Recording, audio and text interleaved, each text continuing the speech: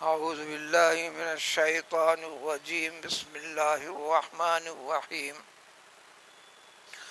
ومن أحسن قولا ممن دعا إلى الله وعمل صالحا وقال إنني من المسلمين۔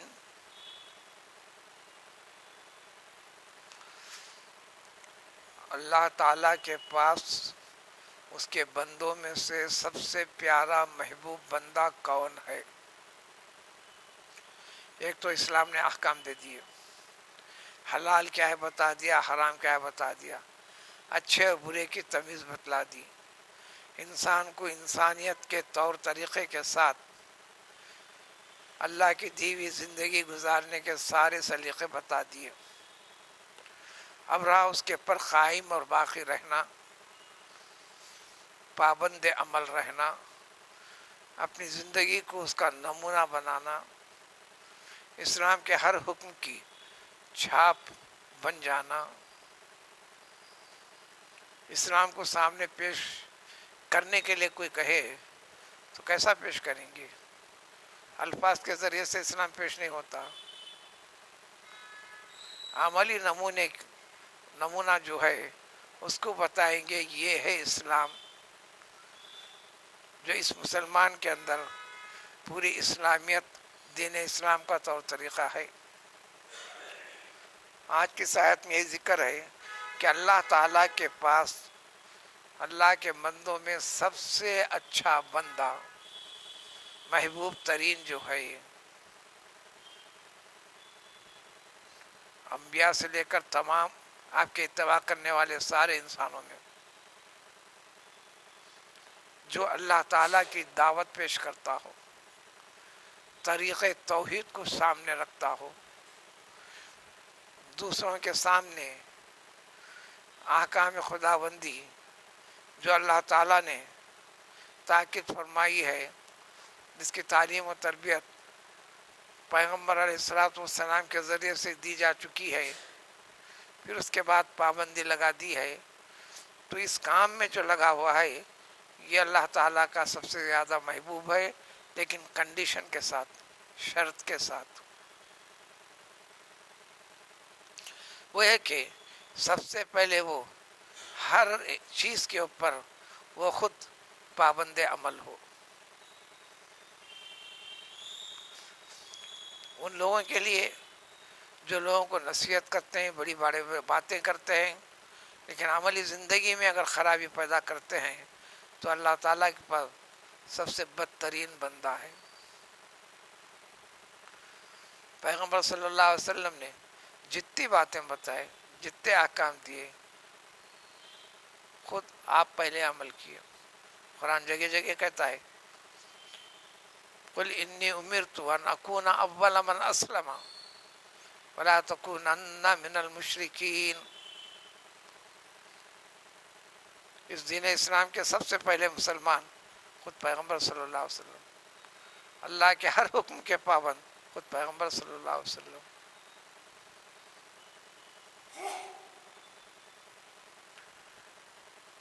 آپ بحیثیت انسان ایک ہیں، پھر بحیثیت نبی ایک ہیں۔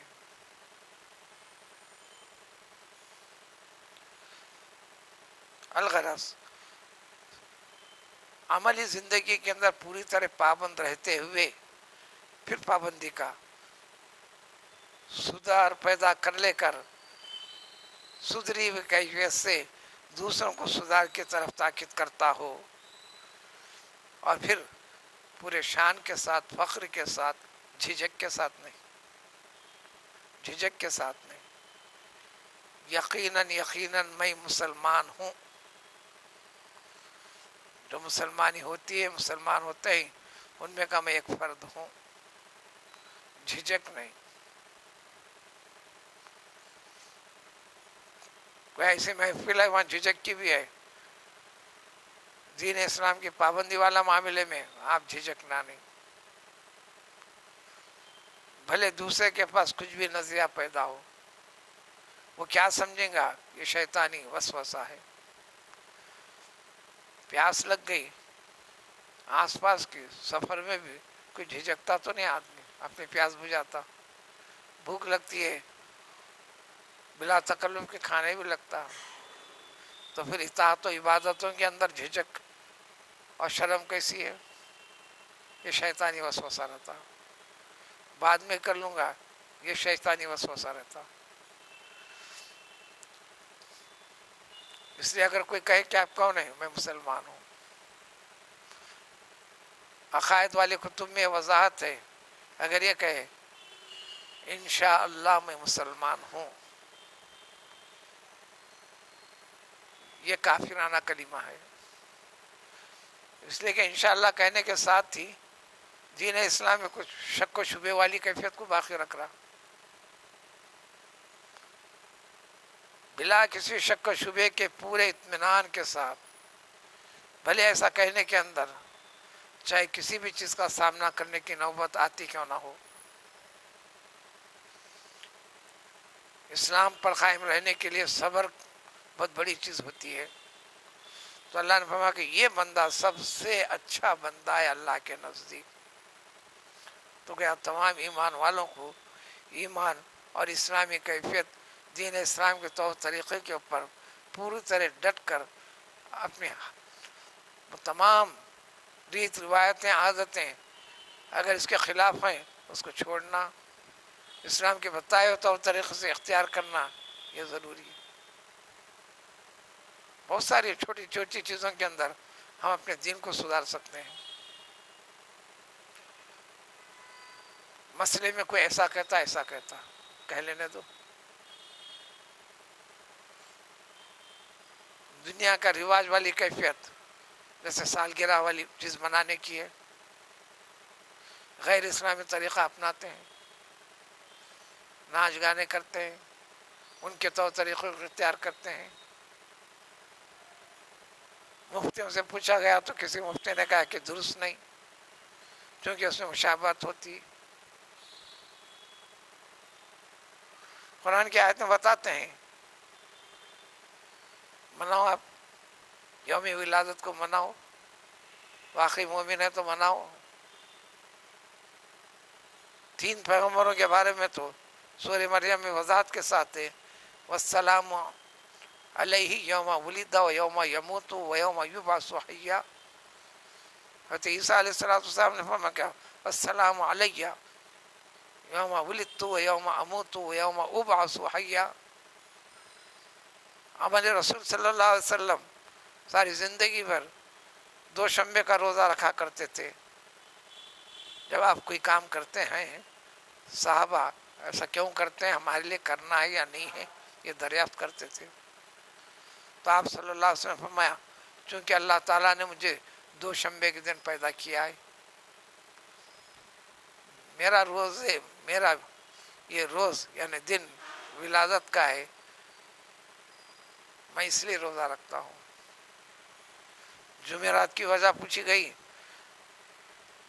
اعمال بندے کے اپنے رب کے روبرو پیش ہوتے ہیں، میں چاہتا ہوں کہ میرے عمل یہ رہے۔ یہ تو ہر ہفتہ مناتے تھے۔ آپ نیک ہیں تو آپ کی ولادت والا دن نیک ہے، مبارک ہے، قرآن کہتا ہے۔ کیا قصہ کہانی سنانے کے لیے قرآن ہے؟ جتنے واقعات ہیں ایمان کے جھلکیاں، قرآن کا طریقہ ہے، ڈائریکٹ احکام بیان کرتا ہے، کبھی واقعے کے ذریعے سے ذکر کر کے چھوڑ دیتا ہے، اس کے اندر آپ کو حکم ہے۔ قوم لوط علیہ السلام کے بد عملی کا بار بار ذکر کر کے ان کے برے انجام کو ذکر کیا، لیکن کھلے الفاظ میں یہ نہیں کہا تم لوگ اس عمل میں مبتلا نہیں ہونا، دیکھو اس کی سزا یہ ہے، ایسا کہیں بھی ذکر نہیں کیا۔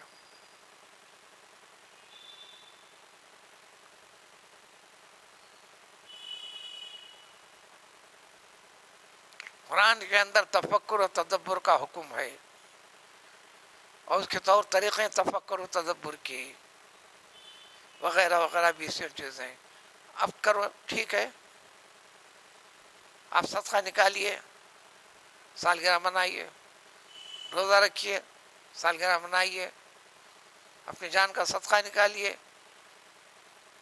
تمہارے لیے مصیبتیں، ہر مصائب مصیبتوں کو دور کرنے کے لیے حکم ہے، تم صدقات و خیرات کے ذریعے سے آپ کے پر آئی ہوئی مصیبتیں آفتوں کو دور کرو، دفع کرو۔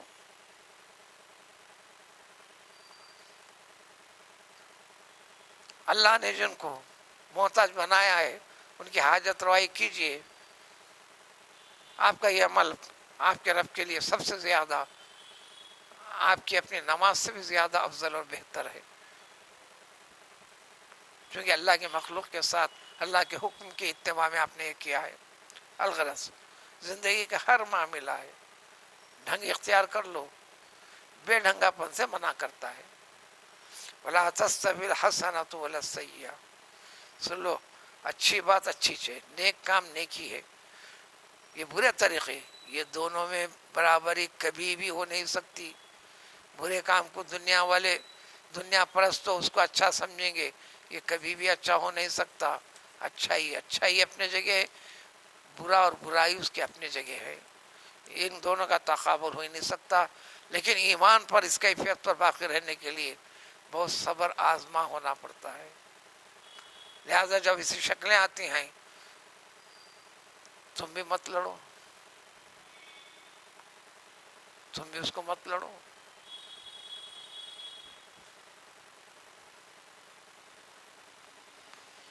شاعر غالب کو ایک کتاب کے بارے میں کرنے والوں نے تعریف کی، ایک مخالف صاحب بار بار مذمت کرتے گئے۔ ان کے معاصر دوست و احباب نے کہا آپ اس کا جواب کیوں نہیں لکھتے؟ انہوں نے کہا کہ میں نہیں لکھتا۔ پھر وہ کہتے چل رہا ہے تو کہنے لگے دیکھو میاں، اگر تمہیں راستے میں گدھا لات مار دے تو آپ کیا گدھے کو آپ بھی اپنا لات سے اس کو ماریں گے آپ؟ تو پھر دونوں میں فرق کیا رہ جائے گا؟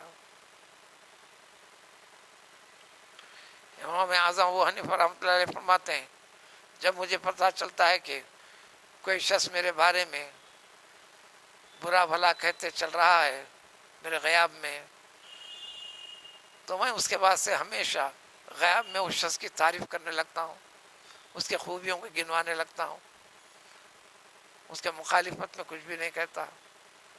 ایسا زندگی میں نے کئی بار دیکھا ہے، یہ مخالفت کرنے والا، یہ نکتہ چینی کرنے والا، بعد میں وہ تعریف کرنے کے لیے لگ گیا۔ اس میں سینکڑوں نمونے صحابہ کے ہیں، اطرت رسول صلی اللہ علیہ وسلم کے ہیں، بہت سارے۔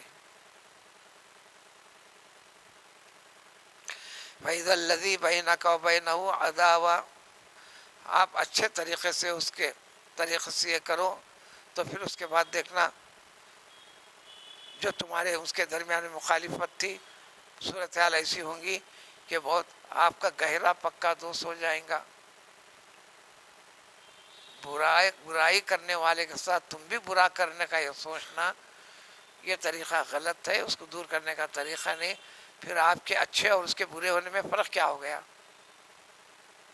اچھے طریقے سے اس کا ڈیفنس کرو، مدافعت کرو، تم بھی برا لہجہ اختیار مت کرو۔ لیکن یہ کیفیت کس کو حاصل ہوتی ہے؟ جس کے اندر اللہ تعالیٰ نے صبر والی کیفیت عطا فرمائی ہے، یہ نعمت اسی کو نصیب ہوتی ہے۔ رب العزت کی طرف سے نیکی، اتباع، فرما برداری، روحانی والی کیفیت کا بڑا حصہ جس کو نصیب ہوتا ہے، یقیناً یہ حصہ اسی کے حق میں آتا ہے۔ لیکن شیطان وسوسے بہت پیدا کرتا ہے۔ وَإِمَّا يَنزَغَنَّكَ مِنَ الشَّيْطَانِ نَزْغٌ، ایسی صورت میں اعوذ باللہ من الشیطان الرجیم پڑھ لو، یہ برائی کو ختم کرو، تم اچھے طریقے کو اختیار کرو۔ اللہ تعالیٰ وہ جو کہتا ہے سنتا ہے، تم جو کرنے والے ہو اللہ تعالیٰ ذات خوب سنتی ہے اور دونوں کے دلوں کی حقیقت کو خوب اور بہتر جانتی ہے، کوئی بچنے والا نہیں ہے۔ یہاں تک ایک ذکر کے بعد قدرت کے کچھ نشانیاں، ایسے نشانیوں کا یاد دہی کرواتے ہیں جو اللہ تبارک تعالیٰ کے وحدہ لا شریک ہونے کا، اللہ کی اتباع فرما برداری پر قائم ہونے کا ذکر ہے۔ اور وہیں مخلوقات میں تم اس کو معبود کا درجہ کیسا دے بیٹھے؟